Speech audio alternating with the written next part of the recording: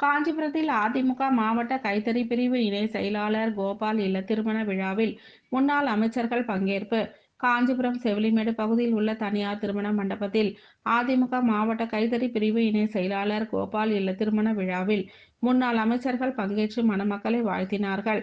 இந்த வகையில் முன்னாள் அமைச்சர் சோமசுந்தரம், ஜெயக்குமார், கோகுல இந்திரா, சேவூர் ராமச்சந்திரன், டி.கே.எம். சின்னையா உள்ளிட்ட அமைச்சர்கள் பங்கேற்று மணமக்களை வாழ்த்தினார்கள்.